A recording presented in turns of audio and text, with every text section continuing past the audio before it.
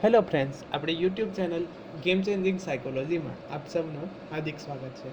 આજના વિડીયોમાં probation officer, chief officer તેમજ અન્ય સરકારી પરીક્ષાઓ માટે મનોવિજ્ઞાન ખૂબ જ અગત્યનું છે. તો પ્રોબેશન ઓફિસર માટે જે નવો સિલેબસ આપવામાં આવ્યો છે એ અનુસાર પ્રત્યક્ષીકરણ અંગેના અગત્યના વિડીયો જે છે તો એની આપણે ચર્ચા કરીશું. તેમજ પ્રત્યક્ષીકરણ અંગેના અગત્યના જે MCQ છે તો એની ચર્ચા કરીશું. આજનો વિડીયો નંબર 2 છે. અગાઉના 2 વિડીયોમાં આપણે ફર્સ્ટ વિડીયોમાં પ્રત્યક્ષીકરણ એટલે શું અને પ્રત્યક્ષીકરણમાં સંગઠનના નિયમો અંગેની ડીપમાં ચર્ચા કરી હતી. ત્યાર પછી MCQનો ફર્સ્ટ વિડીયો જે પાર્ટ 1 હતો એમાં પ્રત્યક્ષીકરણ અંગેના અગત્યના MCQ અંગેની ચર્ચા કરી હતી. હવે આજના વિડીયોમાં આપણે બીજા જે અગત્યના પ્રશ્ન છે તો એની ચર્ચા કરીશું. તે ઉપરાંત જે વિદ્યાર્થીઓનું સાયકોલોજી છે એવા વિદ્યાર્થીઓ માટે GSET તેમજ UGC નેટ માટે અગત્યના પ્રશ્ન જે વારંવાર પૂછાય છે તો એ પણ આવી જાય છે, તો એ વિદ્યાર્થીઓ માટે પણ ઉપયોગી સાબિત થશે. તો સૌપ્રથમ પ્રશ્ન છે, નેત્ર પટલ પર પડતી પ્રતિમામાં નીચેનામાંથી કોનો સમાવેશ થતો નથી? ઓપ્શન A લંબાઈ, ઓપ્શન B પહોળાઈ, ઓપ્શન C ઊંડાઈ અને ઓપ્શન D ગતિ. તો સાચો જવાબ આવે છે ઓપ્શન C ઊંડાઈનો સમાવેશ થતો નથી. તો આપણે જે ડીપમાં વિડીયો જોયો હતો એમાં આ પ્રશ્ન હતો કે નેત્ર પટલ પર પડતી પ્રતિમામાં નીચેનામાંથી કોનો સમાવેશ થતો નથી? તો ઊંડાઈનો સમાવેશ નથી થતો. આપણે એમાં જોયું હતું લંબાઈ, પહોળાઈ અને ગતિનો સમાવેશ થાય છે. ત્યાર પછીનો પ્રશ્ન છે, નજીકની વસ્તુઓ જોતા સમયે આંખો અંદરની તરફ અને દૂરની વસ્તુ જોતા સમયે બહારની તરફ વળે છે તેને શું કહેવામાં આવે છે? એટલે કે આપણે કોઈક નજીકની વસ્તુ જોઈએ છીએ ત્યારે આંખો અંદરની તરફ અને કોઈક દૂરની વસ્તુ જોઈએ છીએ ત્યારે આંખો જે છે એ બહારની તરફ વળે છે તો એને શું કહેવામાં આવે છે? ઓપ્શન A સહકેન્દ્રીકરણ, ઓપ્શન B દ્વિનેત્રીય વિષમતા, ઓપ્શન C રેખાત્મક સાપેક્ષ દર્શન અને ઓપ્શન D ચિત્ર સંબંધિત સંકેતો. તો સાચો જવાબ આવે છે ઓપ્શન A સહકેન્દ્રીકરણ કહેવામાં આવે છે. એટલે કે જ્યારે આપણી આંખની સમક્ષ વસ્તુ નજીક હોય ત્યારે આપણે એ વસ્તુ જોઈએ છીએ ત્યારે આંખો અંદરની તરફ વળે છે, જ્યારે દૂરની વસ્તુ જોઈએ છીએ ત્યારે આંખો બહારની તરફ વળે છે તો એને શું કહેવામાં આવે છે? તો સહકેન્દ્રીકરણ કહેવામાં આવે છે. ત્યાર પછીનો પ્રશ્ન છે, બંને આંખો વચ્ચે રહેલ 2.5 ઇંચના અંતરના લીધે બંને આંખોના નેત્રપટલ પર પદાર્થની પ્રતિમા સહેજ જુદી પડે છે.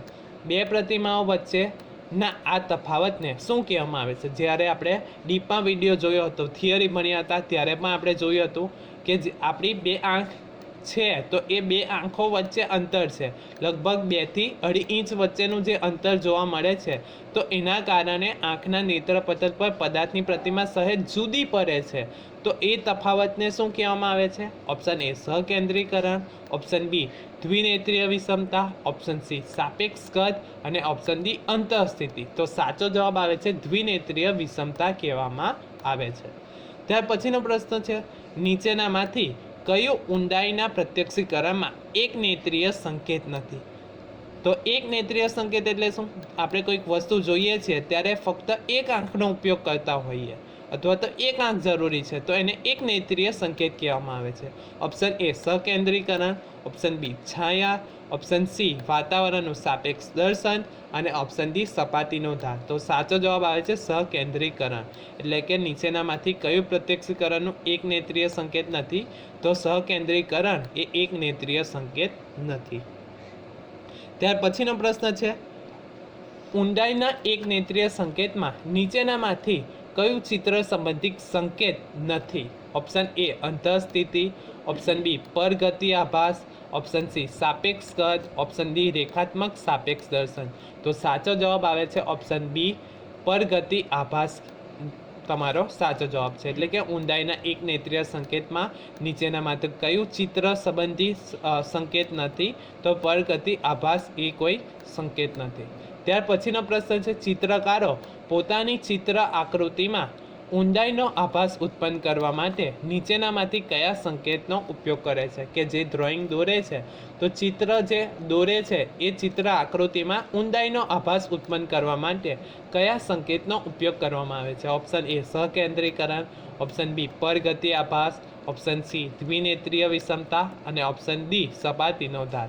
તો સાચો જવાબ આવે છે ઓપ્શન ડી સપાટીના ધારનો ઉપયોગ કરીને ચિત્ર આકૃતિમાં ઊંડાઈનો આભાસ ઉત્પન્ન કરવામાં આવે છે. જ્યારે આપણે દીપમાં ભણતા હતા ત્યારે જે આપણે સર્કસમાં અથવા તો જાદુમાં આપણે જોયું હતું કે આભાસ ઉત્પન્ન કરવામાં આવે છે, તો એ શાના કારણે? તો અંતરને આધારે આભાસ ઉત્પન્ન કરવામાં આવે છે, તો એને સપાટીનો ધાર કહેવામાં આવે છે. ત્યાર પછીનો પ્રશ્ન છે, રેલવેના બે પાટા વચ્ચે ઊભા રહીને દૂર નજર કરીશું તો બે પાટા વચ્ચેનું અંતર ઘટતું જાય છે, એટલે કે બે પાટાઓ ભેગા થતા હોય એવો આભાસ થાય છે. તેને કયા પ્રકારના એક નેત્રીય સંકેત ગણી શકાય? ઓપ્શન એ સાપેક્ષ કદ, ઓપ્શન બી રેખાત્મક સાપેક્ષ દર્શન, ઓપ્શન સી અંતરસ્થિતિ અને ઓપ્શન ડી વાતાવરણનું સાપેક્ષ દર્શન. તો સાચો જવાબ આવે છે રેખાત્મક સાપેક્ષ દર્શન કહેવામાં આવે છે. એટલે કે જ્યારે આપણે રેલવેના પાટા વચ્ચે ઊભા હોઈએ અને દૂર જે પાટા હોય તો આપણને એવું લાગે છે કે પાટા ત્યાં ભેગા થતા હોય, તો એને શું કહેવામાં આવે છે? તો રેખાત્મક સાપેક્ષ દર્શન તરીકે ઓળખવામાં આવે છે. ત્યાર પછીનો પ્રશ્ન છે, ફૂલોના વિશાળ ખેતરમાં નજીકના ફૂલો સ્પષ્ટ દેખાય છે, જ્યારે દૂરના ફૂલો ઝાંખા અને અસ્પષ્ટ દેખાય છે. તેને કયા પ્રકારના એક નેત્રીય સંકેત કહેવામાં આવે છે? ઓપ્શન એ સાપેક્ષ દર્શન, ઓપ્શન બી છાયા, ઓપ્શન સી અંતરસ્થિતિ અને ઓપ્શન ડી સપાટીનો ધાર. તો સાચો જવાબ આવશે સપાટીનો ધાર કહેવામાં આવે છે. એટલે કે નજીકના જે ફૂલો છે એ આપણને સ્પષ્ટ દેખાય છે, જ્યારે દૂરના ફૂલો આપણને ઝાંખા અને અસ્પષ્ટ દેખાય, તો એ એક નેત્રીય સંકેતને શું કહેવામાં આવે છે? તો સપાટીનો ધાર તરીકે ઓળખવામાં આવે છે. ત્યાર પછીનો પ્રશ્ન છે, ચિત્રકારો પોતાના ચિત્રમાં દૂરના ઝાડ અને પર્વતોને ધૂંધળા અને આછા દર્શાવે છે, ત્યારે કયા પ્રકારના એક નેત્રીય સંકેતનો ઉપયોગ કર્યો ગણાય? એટલે કે જે ડ્રોઈંગ દોરે છે તેઓ પોતાના ચિત્રમાં દૂરના ઝાડ અને પર્વતોને ધૂંધળા અને ઝાંખા દર્શાવે છે, ત્યારે કયા પ્રકારના એક નેત્રીય સંકેતનો તેમણે ઉપયોગ કર્યો ગણાય? ઓપ્શન એ અંતરસ્થિતિ, ઓપ્શન બી સાપેક્ષ દર્શન, ઓપ્શન સી વાતાવરણનું સાપેક્ષ દર્શન અને ઓપ્શન ડી રેખાત્મક સાપેક્ષ દર્શન. તો સાચો જવાબ આવે છે વાતાવરણનું સાપેક્ષ દર્શન. કે આપણે જ્યારે કોઈક વાતાવરણમાં પણ કોઈ વસ્તુ આપણે જોઈએ છે તો દૂરની વસ્તુ આપણને ધૂંધળી અને આછી દેખાય છે, તો એ શાના કારણે? તો વાતાવરણમાં સાપેક્ષ દર્શનના કારણે આપણને દૂરની વસ્તુઓ ઝાંખી અને ધૂંધળી અથવા તો આછી દેખાય છે.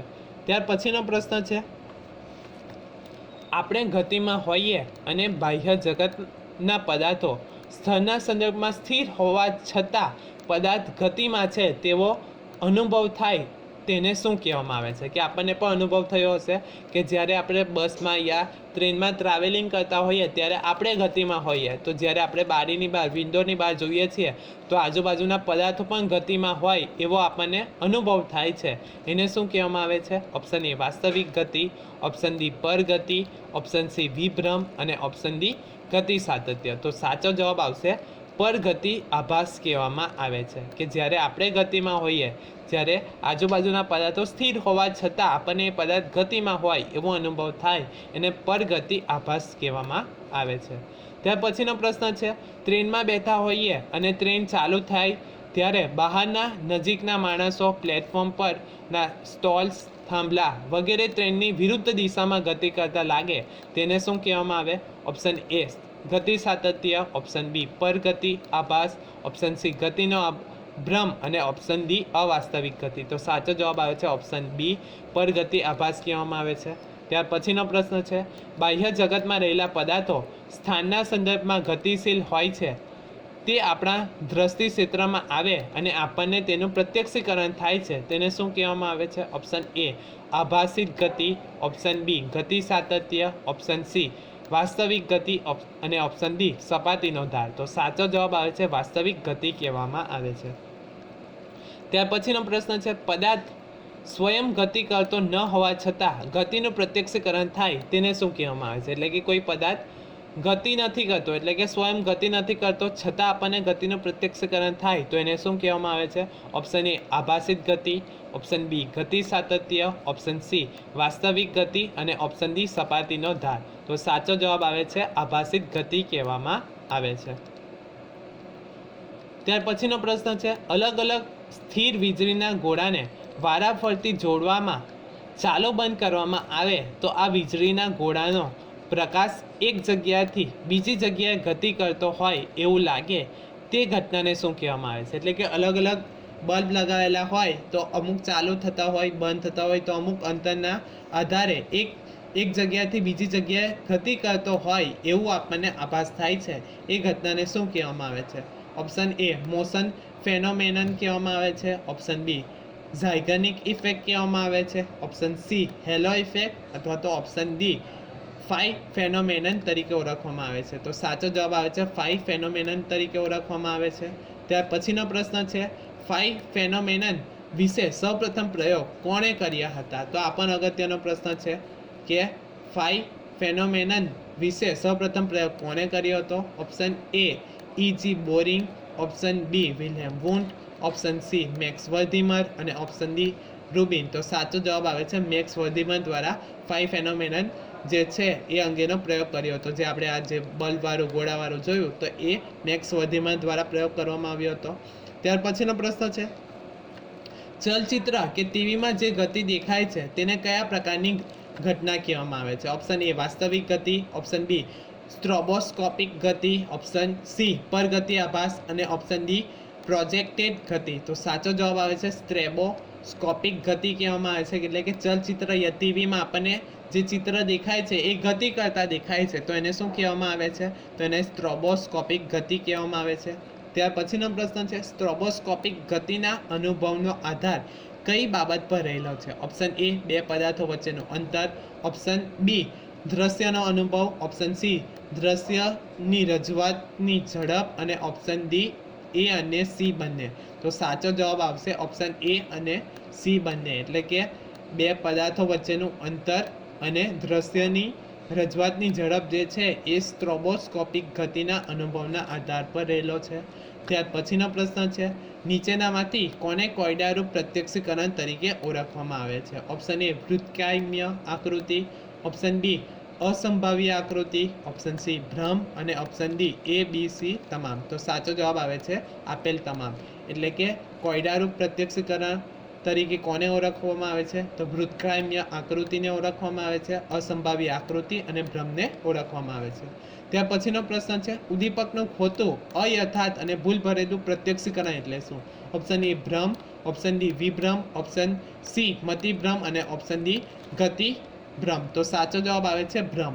એટલે કે ભ્રમ એટલે ઉદ્દીપકનું ખોટું અને અયથાર્થ ભૂલ ભરેલું પ્રત્યક્ષીકરણ. ફોર એક્ઝામ્પલ લઈએ, અંધારામાં સૂત્રી દોરી પડી હોય એ સૂત્રી દોરીને આપણે સાપ માની લઈએ તો એને શું કહેવામાં આવે છે? ભ્રમ. એટલે કે ભ્રમ એટલે કે ખોટું પ્રત્યક્ષીકરણ અથવા તો અયથાર્થ પ્રત્યક્ષીકરણ. હકીકતમાં શું હતી? સૂત્રી દોરી હતી, પરંતુ આપણે એનું ખોટું પ્રત્યક્ષીકરણ કરીને શું માન્યું? સાપ માન્યું. તો એને શું કહેવામાં આવે છે? ભ્રમ કહેવામાં આવે છે. ત્યાર પછીનો પ્રશ્ન છે, મેન્ટલ હોસ્પિટલમાં કોઈ દર્દીને પોતે વડાપ્રધાન કે કોઈ ફિલ્મી અભિનેતા હોવાનો ખ્યાલ એટલે શું કહેવામાં આવે છે? ભ્રમ, વિભ્રમ, ઓપ્શન સી મતિભ્રમ અને ઓપ્શન ડી જે છે એ દીવાનગી. તો સાચો જવાબ આવે છે મતિભ્રમ કહેવામાં આવે છે કે કોઈ વ્યક્તિ પોતાને વડાપ્રધાન અથવા તો ફિલ્મી અભિનેતા માને છે તો એને શું કહેવામાં આવે છે? મતિભ્રમ તરીકે ઓળખવામાં આવે છે. ત્યાર પછીનો પ્રશ્ન છે, ઉદ્દીપકની ગેરહાજરીમાં ઉદ્દીપકનો અનુભવ કે પ્રત્યક્ષીકરણ એટલે શું? એટલે કે કોઈ ઉદ્દીપક કે વસ્તુ હાજર નથી છતાં આપણે એને પ્રત્યક્ષીકરણ અથવા તો જોઈએ છે તો એને શું કહેવામાં આવે છે? ઓપ્શન એ ભ્રમ, ઓપ્શન ડી વિભ્રમ, ઓપ્શન સી મતિભ્રમ અને ઓપ્શન ડી અલૌકિકતા. તો સાચો જવાબ આવે છે વિભ્રમ. એટલે કે કોઈ વસ્તુ યા પદાર્થ હાજર નથી છતાં આપણને વસ્તુ દેખાય છે તો એને શું કહેવામાં આવે છે? વિભ્રમ. ફોર એક્ઝામ્પલ લઈએ, ઉનાળાના સમયે રોડ ઉપર આપણને અમુક અંતરે દૂરથી જોઈએ છે તો અમુક અંતરે પાણી હોવાનો આભાસ થાય છે, જે મૃગજળ આપણને જોવા મળે છે તો એ વિભ્રમ છે કે ત્યાં પાણી નથી છતાં આપણને પાણીનો અનુભવ થતો હોય તો એને શું કહેવામાં આવે છે? વિભ્રમ તરીકે ઓળખવામાં આવે છે. આશા રાખું છું કે તમને આ વિડીયોમાં સમજ પડી ગઈ હશે અને જો તમને આ વિડીયો પસંદ પડ્યો હોય તો વધુમાં વધુ લાઇક કરો, શેર કરો અને અમારી ચેનલને સબસ્ક્રાઈબ કરો. Thank you.